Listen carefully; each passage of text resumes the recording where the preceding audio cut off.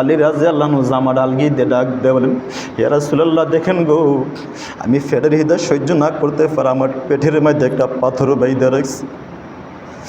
নবী জামা মুবারক আলগি দিয়ে ডাক দিয়ে বলেন, আরে আলী, তোমার চুলায় 3 দিন আগুন ধরে নাই, আমি নবীর চুলায় আজকে 7 দিন যাবত আগুন ধরে নাই। আমি নবীর চুলায় আজকে 7 দিন যাবত আগুন ধরে নাই। দেখ রে আলী, তোমার পেটের মধ্যে একটা পাথর বাইদা লাগছো, আমি নবীর পেট মুবারকের মধ্যে 3টা পাথর বাইদা লাগছে রে আলী। তুমি একটা পাথর বাঁধছো, আমি নবী 3টা পাথর। মহান স্রষ্টাময় রব্বুল আলামিনের দরবারে অসংখ্য অগণিত শুকরিয়া যে মহান রব্বুল আলামিন আজকে শুক্রবার, জুমার দিন, গুনাহ মাফের দিন, সপ্তাহ ঈদের দিন, দোয়া কবুলের দিন, গরিবের হজ্জের দিন, এই পবিত্র দিনে আল্লাহ রব্বুল আলামিন বিভিন্ন কাজ থেকে, বিভিন্ন ঝামেলা থেকে যাচাই বাছাই করে, ফারেক করে আল্লাহ রাব্বুল আলামিন দুনিয়ার মধ্যে সবচাইতে উত্তম জায়গা আল মসজিদুল বাইতুল্লাহ, মসজিদ আল্লাহর ঘর, আল্লাহর ঘরে আমাদেরকে আসার মতো, বসার মতন, 2 রাকাত জুমার নামাজ পড়ার মতন এনায়েত দান করেছেন। এজন্য আমরা সকলেই অন্তরস্থল থেকে উচ্চ কণ্ঠে, উচ্চ আওয়াজ একবার কালিমাত ও শুকরিয়া আদায় করি, আলহামদুলিল্লাহ। বান্দা নিয়ামত ফাইয়া নিয়ামতের শুকরিয়া আদায় করলে মালিক তার নিয়ামত বাড়াইয়া দেন, সুবহানাল্লাহ। বান্দা নিয়ামত ফাইয়া নিয়ামতের না শুকরিয়া করলে মালিক তার কাছ থেকে তার নিয়ামত ছিনাইয়া নিয়ে যান এবং তার জন্য শক্ত একটা আযাবের ব্যবস্থা রাখেন। ইন্না আযাবি লাশাদীদ, শক্ত আযাব, আল্লাহর আযাব বড় শক্ত আযাব।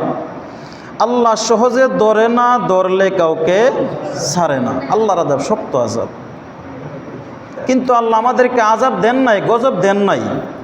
এই যে আমরা এত পাপাচার, এত জুলুম, এত আল্লাহর হুকুম লঙ্ঘন, এই যে এত পাপাচার করতেছি, নামাজ ছেড়ে দিচ্ছি, রোজা ছেড়ে দিচ্ছি, নবী কি জিনিস ওইটাও আমরা ভুলে যাচ্ছি। কথা বলেন ঠিক কিনা? নবী আমাদের জন্য কি করে গেছে? এই যে মাসটার নাম কি? মুহররম মাস। এই মাস আমাদেরকে কি শিক্ষা দিয়ে গেছেন? আল্লাহ রাসূল সাল্লাল্লাহু আলাইহি সাল্লামের কলিজার টুকরা আল্লাহ রাসূল বলছেন, ও আমার উম্মতেরা, যারা আমার হাসান এবং হুসাইন নাতি, আমার 2 নাতিকে যারা মহব্বত করলো, তারা যেন আমি নবীকে মহব্বত করলো, সুবহানাল্লাহ। তাহলে ওই কলিজার টুকরার নাতি এই মাসের মধ্যে শাহাদাত বরণ করেছেন মুহররমের 10 তারিখে। পৃথিবীতে যত বড় বড় ঘটনা ঘটছে আল্লাহ তাআলা এই মুহররমের 10 তারিখে ঘটাইছেন। বড় বড় ঘটনা বিস্তারিতভাবে বলতে গেলে অনেক সময়, লম্বা সময় দরকার। বড় বড় ঘটনা ঘটাইছেন মুহররমের 10 তারিখে। কেন? এই মুহররমের 10 তারিখ বা মুহররম মাস আমাদেরকে কি শিক্ষা দিয়ে গেছেন? আমাদেরকে এই শিক্ষা দিয়ে গেছেন নামাজ ছেড়ে দেওয়া, এর শিক্ষা দিয়ে গেছেন। হযরত হুসাইন রাদিয়াল্লাহু আনহু কারবালার ময়দানে শাহাদাত বরণ করছেন কিসের জন্য? কাফেরদের কাছে, বেদিনের কাছে মাথা নত করে নাই, মাথা দিয়ে দিয়েছেন, সুবহানাল্লাহ। মাথা নত করে নাই, ইয়াজিদের কাছে মাথা নত করেছে না, মাথা দিয়ে দিছে। এটার দ্বারা কি শিক্ষা দিয়ে গেল আমাদেরকে? আমাদেরকে শিক্ষা এটাই দিয়ে গেলেন, হে আমার নানার উম্মতেরা, কাফেরের কাছে, বেদিনের কাছে মাথা তোমরা নত করবা না, মাথা দিয়া দিবা, এই শিক্ষা আমি দিয়ে গেলাম, সুবহানাল্লাহ। এই মুহররম আমাদেরকে শিক্ষা দিয়েছে। নবী কত কষ্ট করেছেন, আমাদের জন্য কষ্ট করেছেন। নবী নিজের জন্য কষ্ট করেছেন, নিজের জন্য বিন্দু পরিমাণও কষ্ট করেন না, শুধু উম্মতের জন্য। আজকে উম্মত এত পাপাচার, ফজরের আজান হয়ে যায় মসজিদের মধ্যে, আল্লাহু আকবার, আল্লাহু আকবার, আল্লাহ সবচেয়ে বড় ধনী হয়ে যায়। মুয়াজ্জিন যখন বলে আসসালাতু খায়রুম মিনান নাওম, ঘুম হইতে নামাজ ভালো, কিন্তু উম্মতে আরো কম্বলটারে মরি দেয়া সুন্দর করে ঘুমাই। কথা বলেন ঠিক কিনা? মসজিদে মুয়াজ্জিন আজান দেয়, আল্লাহু আকবার, আল্লাহ সবচেয়ে বড়, আল্লাহ সবচেয়ে বড়, দুনিয়া আওয়াজ দেয়। আল্লাহর বান্দা মসজিদের সামনে দিয়ে চলে যায়, বাজারে চলে যায়, বন্ধু বান্ধবের আড্ডায় চলে যায়, ওই দিন কায়েম করার জন্য নবী কত কষ্ট করেছে। নবী বলে, উম্মত রে, আমি দিন কায়েম করার জন্য আমি নবীর কোনো গুনাহ নাই। আমি নবীকে আল্লাহ তাআলা এত মর্যাদা দিয়েছে, এত মর্যাদা দিয়েছে। আল্লাহ রাব্বুল আলামিন আমাকে বলেছেন, নবী আপনি দু জাহানের বাদশা। সুবহানাল্লাহ। আল্লাহ কি কথা বলেছে? নবী বাংলাদেশের ভাষায় কথা বলেছে, সৌদি আরবের ভাষা এটা মনে নাই। আল্লাহ বলছেন, নবী আপনি দু জাহানের ভাষা, দুইটা জাহান, অর্থাৎ দুনিয়ার ভাষা, আখিরাতের ভাষা। সুবহানাল্লাহ। কঠিন মুসিবতের দিন আল্লাহ নবীকে ডাক দিয়ে বলেন, ওগো নবীজি, আজকের দিনের মালিক হইলাম আমি, আনা মালিক ইয়াউমিদ্দিন। আমি হইলাম কিয়ামতের দিনের মালিক, আর আপনি হলেন কিয়ামতের দিনের বাদশাহ। সুবহানাল্লাহ। এত সম্মান, এত ইজ্জত নবীকে দিয়েছেন। এরপর নবী নিজের জন্য বিন্দু পরিমাণ কষ্ট করেন নাই, কষ্ট করেছে একমাত্র উম্মতের জন্যে। আজকে উম্মতে এত গুনাহ করে, আজকে মসজিদে আজান হয়ে যায়, মসজিদে আজান হয়ে যায়, ওই নবীর উম্মত মসজিদের দিকে আসে না, বন্ধু বান্ধবের আড্ডায় চলে যায়। মসজিদে উম্মত আসে না, বাজারে চলে যায়, দোকানে চলে যায়, খেলার নিশায় চলে যায়।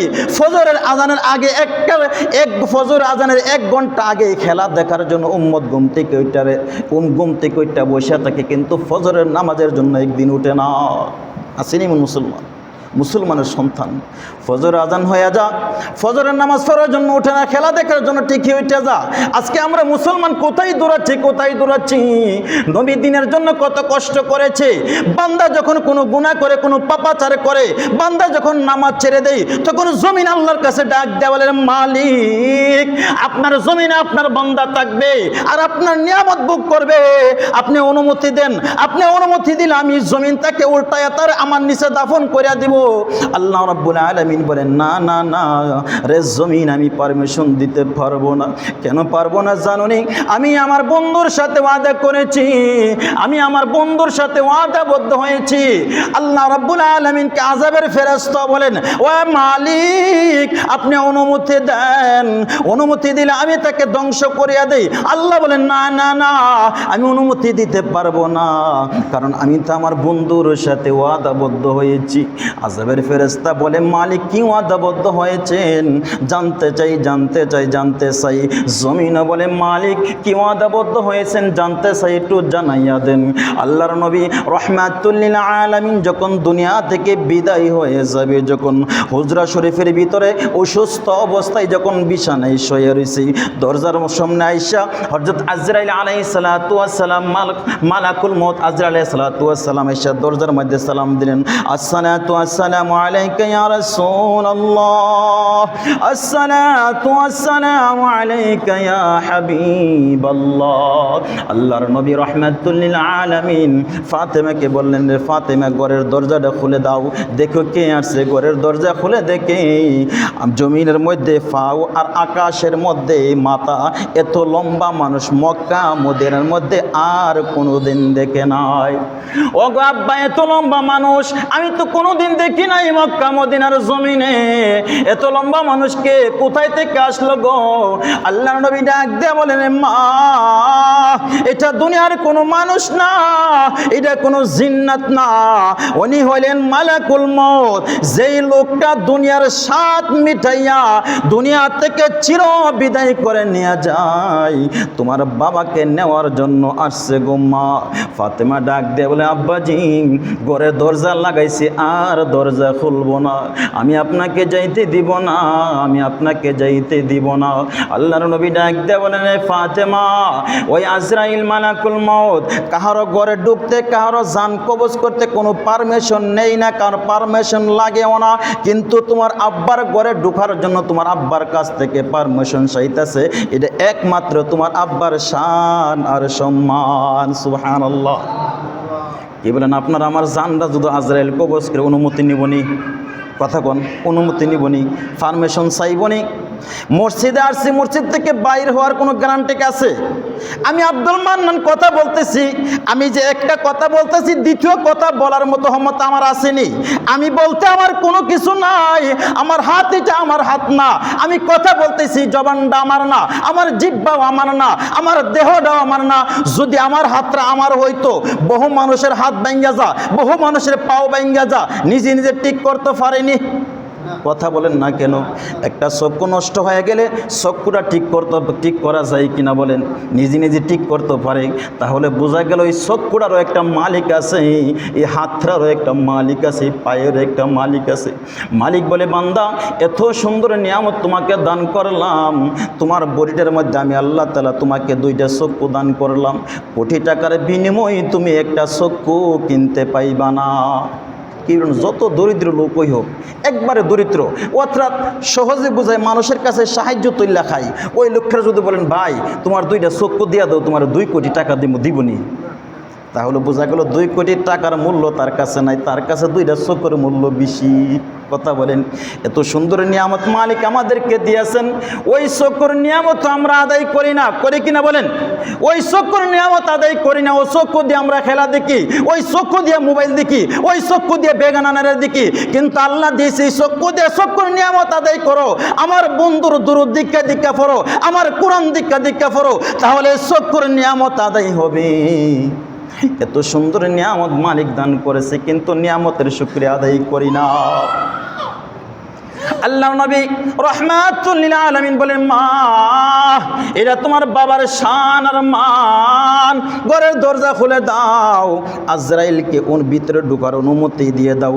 আজরাইল আলাইহিস সালাতু ওয়াস সালাম ঘরের ভিতরে প্রবেশ করলেন, ডাক দিয়ে বলেন, ইয়া রাসূলুল্লাহ, ওগো ইয়া হাবিবাল্লাহ, আল্লাহ রাব্বুল আলামিন পাঠাইছে আপনাকে আল্লাহর কাছে নিয়ে যাওয়ার জন্য। যদি আপনি চান নিয়ে যাইব, আর যদি চান দুনিয়াতে থাকতে আল্লাহ হায়াত বাড়াইয়া দিব। সুবহানাল্লাহ, কত সুন্দর প্রস্তাব দেই, একমাত্র এটা নবীর শান আর মান।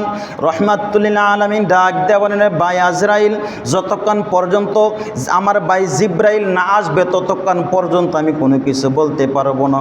কিছুক্ষণের মধ্যেই জিব্রাইল আলাইহিস সালাতু ওয়াস সালাম হাজির হইলেন।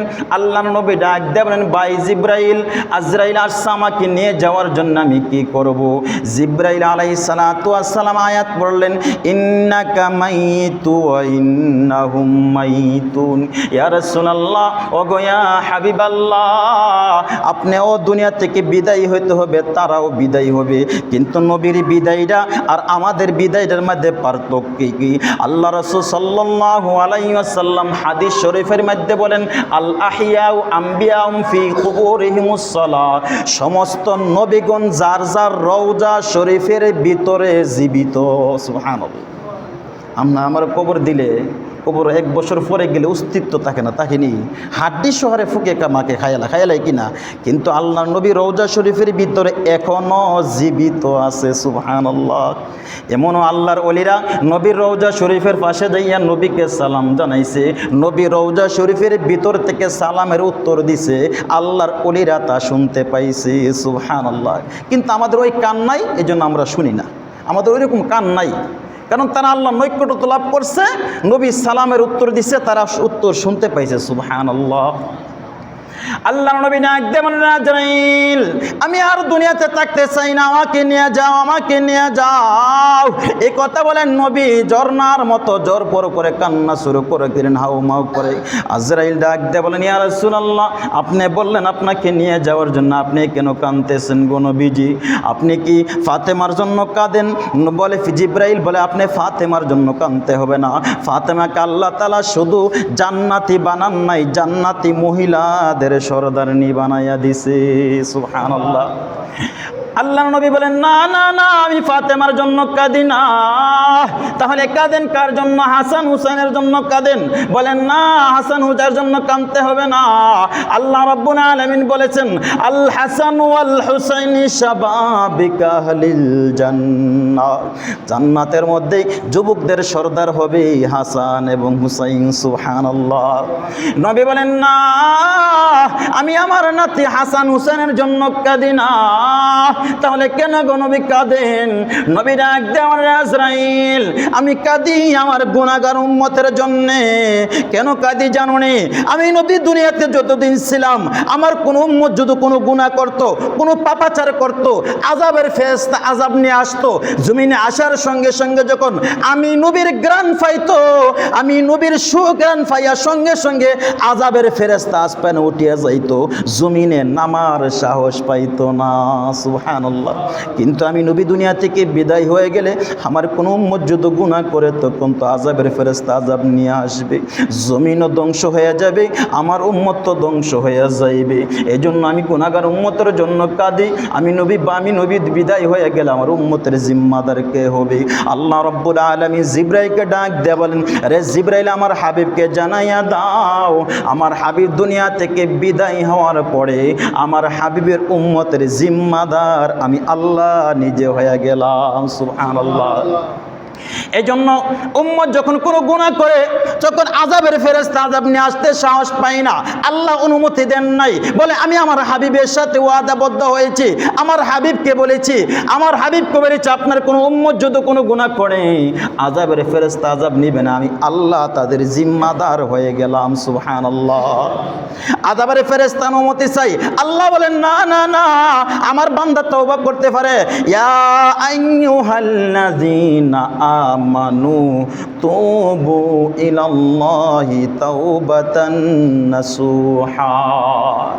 আল্লাহ বলেন আযাবের ফেরেশতা আযাব লইয়া যাইও না, আমার বান্দা তওবা করতে পারে। যদি আমার বান্দা তওবা করে এমন হইতে পারে আমার বান্দার তওবা কবুল করিয়া আমি আল্লাহ তাআলা ইচ্ছা করলে তাকে আমার ওলিও বানাইতে পারি। সুবহানাল্লাহ। এরকম বহু বড় বড় ঘটনা আছে।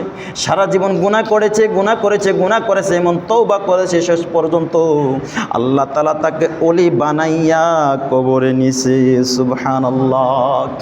এই জন্য যুবক ভাই, পায়ে হাত রেখে বেরেরি বলে, রে ভাই, নবী নিজের জন্য কোনো কষ্ট করে নাই, শুধু উম্মতের জন্য কষ্ট করেছে।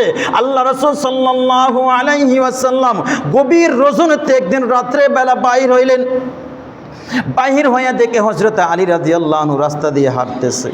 আল্লাহর নবী ডাক দিয়ে বলেন, রে আলী, এত গভীর রজনীতে শীতের রাত্রে কেন রাস্তায় হাঁটতেছো? এখন আরামে ঘুমাইয়া থাকো। আলী রাদিয়াল্লাহু আনহু ডাক দিয়ে বলেন, ওগো রাহমাতুল লিল আলামিন, আজকে 3 দিন যাবত আমার চুলায় আগুন ধরে নাই, 3 দিন পর্যন্ত কোনো খাবার খাইতে পারিনি। আপনার মেয়ে কলিজার টুকরা ফাতেমা 3 দিন পর্যন্ত কোনো খাবার খাই না। আলী রাদিয়াল্লাহু আনহু জামা ডালগিয়ে দিয়ে ডাক দিয়ে বলেন, ইয়া রাসূলুল্লাহ, দেখেন গো, আমি পেটের হৃদয় সহ্য না করতে পারে আমার পেটের মধ্যে একটা পাথর বাইধা রাখছি। নবী জামা মুবারক কালখি দিয়ে ডাক দিয়ে বলেন, রে আলী, তোমার চুলায় 3 দিন আগুন ধরে নাই, আমি নবীর চুলায় আজকে 7 দিন যাবত আগুন ধরে নাই।